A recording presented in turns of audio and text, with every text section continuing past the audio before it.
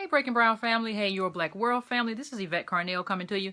And I just want to express a little bit of disappointment at this late part of the game at people who are still expressing disappointment in me.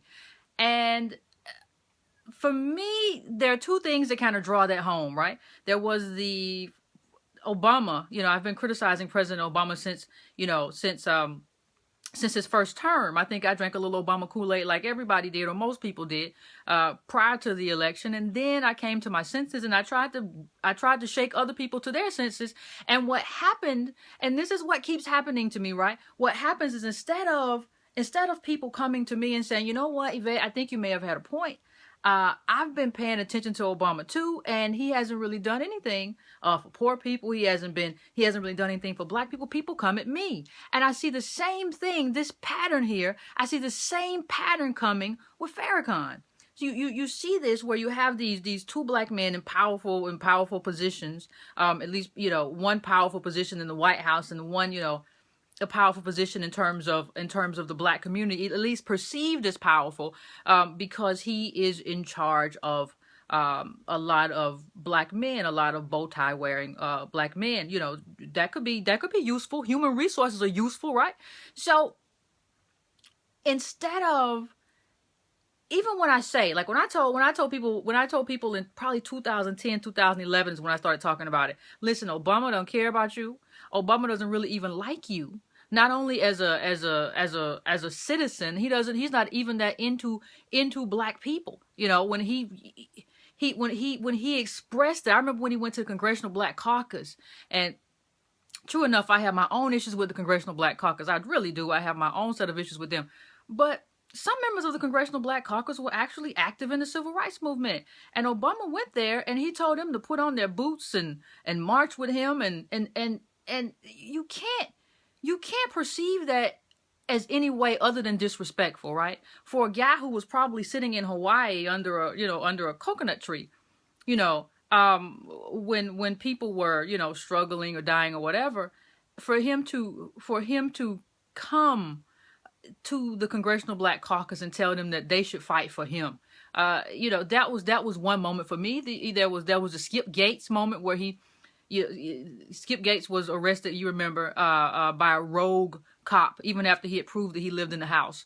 And Obama and Skip Gates, decided to not only meet at the White House, they invite the rogue cop who had done everything wrong and probably should have been fired, to come and sit down with them. So there are a lot of indication that Obama very early on wasn't playing for the team. Not only, I'm not talking just about black people, but he wasn't playing on the team of poor people either. Like how many times did he mentioned poor during his first term? He avoided the word. You could only use the word middle class.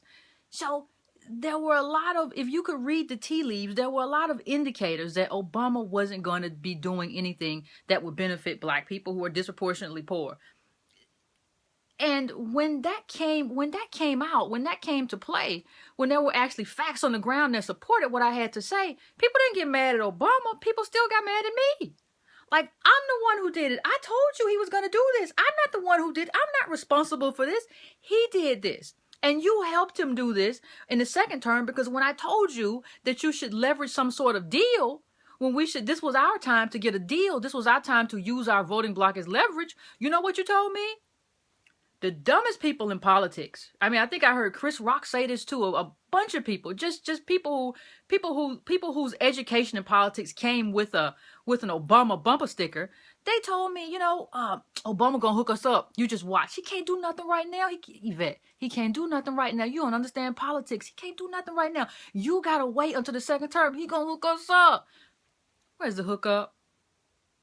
Honestly, I'm not trying to be funny. Where's the hookup? There is no hookup. Black people are falling out. Look at the last BLS labor report on unemployment. Black people are falling out of the labor participation faster than any other demographic. There was no hookup. At least at this point, acknowledge that you were wrong. You were totally wrong about this guy.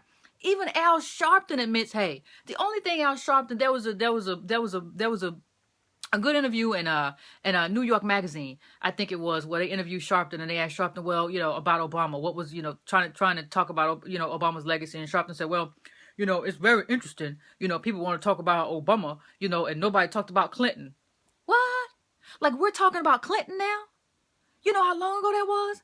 First it was well, Obama, he inherited this awful legacy from Bush. Now we're going all the way back to Clinton, and he's talking about why aren't people criticizing Clinton because Clinton did all the mass incarceration stuff? Like, that's your excuse, Al. That's why we can't talk about stuff. We can't criticize Obama because Bill Clinton was worse. That's your rationale now. That's the card you have to play. So when you see this, and even Al Sharpton, when he made that comment, he said, well, Obamacare, I know people who have insurance.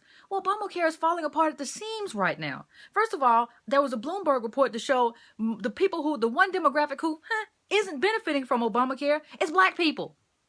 They don't know. They published a study. They don't exactly know why that is. And you can go to breakingbrown.com and just in the search, just look up Bloomberg and it'll come up.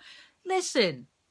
We haven't benefited. The fact that Al Sharpton is saying what he's saying now is letting us know that we haven't benefited. You had politicians go to the White House and sit with President Obama and tell you that he was very indifferent about HBCUs. He doesn't care. When I told people that Obama, it wasn't that Obama is black, but he was not African American and he wasn't anchored in the African American experience, people got mad at me. But that should be apparent to you at this time. This is not about black or having black skin or brown skin. He's a black man. Everyone acknowledges that, but he's not African American. He's not anchored in that history. So I think, the thing that bothers me is that still people are coming back at me. This whole crab in a barrel thing. You all gotta let that go. I mean, the truth of the matter is it isn't true that black people have been crabs in a barrel. We black people tend to support other black people to their own detriment. And let me just say, not black people to their own detriment. Poor black people and working class black people tend to support all black people to their own detriment, because it's not to the benefit of any working class person to be in support of Obama right now. So this idea that, black people can't criticize other black people, that's the problem. The problem isn't crabs in a barrel or that black people are tearing other black people. The problem is that too many black people give other black people a pass, believing that we're all in the same bag. We're not. Do you think that Oprah has the same concerns that you have? Do you think that she wakes up with the same things on her mind that you do? Do you think Michael Jordan wakes up with the same concerns that you do? No. So why are you looking to the top 1% of black people to kind of attach yourself to? This is a totally demographic. They live in the world of the global elite. They have more in common with the other people who are in the global elite than you. So at a certain point, you have to look out for yourself. And you can't, the reason working class black people can't look out for themselves is because every time they criticize somebody who is not in their class or who doesn't have their interest, you have these one-trick pony Negroes saying, well, it's just a crab in a barrel. No, it's just an argument. It's just a critique. Learn how to do it. And so that was my problem with the whole Farrakhan thing.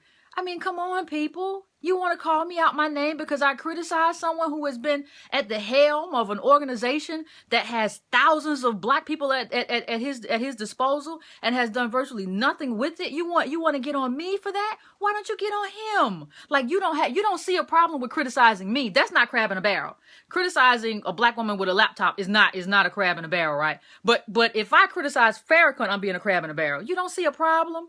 So this is my issue. This is my issue. We have to, if we want to move forward and be considered, a serious group, a serious population, serious thinkers, we have to get out of this stuff to where we think every time we criticize somebody that we're being a crab in the barrel. If you have a problem with my criticism of Obama or Farrakhan or anything else I say, I mean, you should be able to take on that idea. You should be able to tell me why I'm wrong. You should be able to make an argument. If you can't do that, then you're the one with a reading comprehension problem. You're the one with a problem, actually articulating what you think and why you feel that way. That's your problem. That's not my problem. So I think, and I've made this clear on several occasions, I think people who follow me on Facebook, people who follow me on Breaking Brown, everybody knows that I don't have a problem with debate. I don't have a problem with hearing your point of view. No problem at all. But just don't come with these tired tropes of crabs and barrels and this sort of thing. You know, there are some things that we should just let die. I said a few years ago that we should just let the word hater die. I mean, come on, let that go. And while we're at it, let crabs in a barrel go, because the only thing that does is just detrimental to us, and it keeps us behind.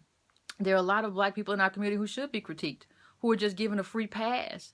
You know, I think it should be time out at this point for pigment politics. Pigment politics doesn't get us anywhere. Just because someone has melanin or has kinky hair or whatever doesn't mean that that person is necessarily, you know, is in your best interest.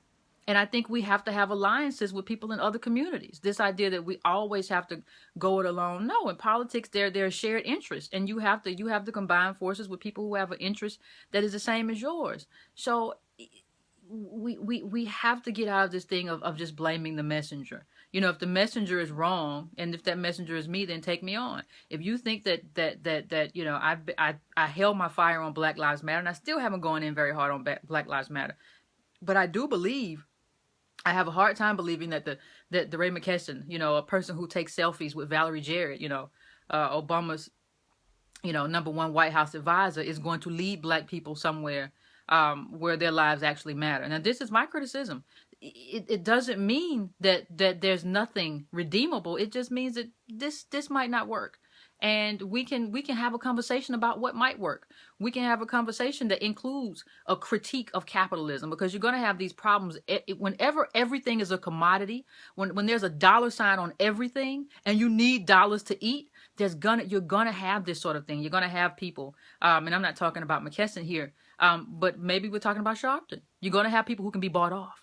So, you know, and capitalism requires an exploited class of people, and black people are the easiest scapegoats. So I tend not to take seriously any critique of police that doesn't really take seriously why the police are employed the way they're employed. That doesn't take in consideration that, hey, there are no more jobs. The jobs aren't coming back. Globalism has done what it's done, and the police are now being used to house people in prisons, you know, so they won't be on the street causing trouble. I mean, that we have to have that conversation. If you're just talking to me about, you know, having town halls or something like that, then you're not really talking about the core of the issue and the core of the problem. And I wish we could do that. You know, I saw somewhere there was a big thing, that the TPP that passed. There was a big thing. I think it was Germany. They were you know, out in the streets, and there was another European country where they pushed back against you know increases to college education, to the cost of college and things like that. You know, there real stuff is happening, you know, in other countries. And here we are listening to Farrakhan talk about how he wants the government to give him, you know, a piece of land the size of Mexico. I mean, the size of California. So, you know, or he wants a Ministry of Justice. I mean, all this pipe dream stuff that doesn't have any kind of connection to what actually needs to happen, to like the organizing that actually needs to happen on the ground. It's just other stuff to kind of keep black people not paying attention to what really matters. And I think that's what angers me so much about black people paying so much attention to Farrakhan's, because what was apparent in that speech is that he doesn't have any solutions. And I think we need to start talking about solutions. So if you want to talk about solutions, I think we can do that. If you want to talk about being a crab in the barrel, just don't bother.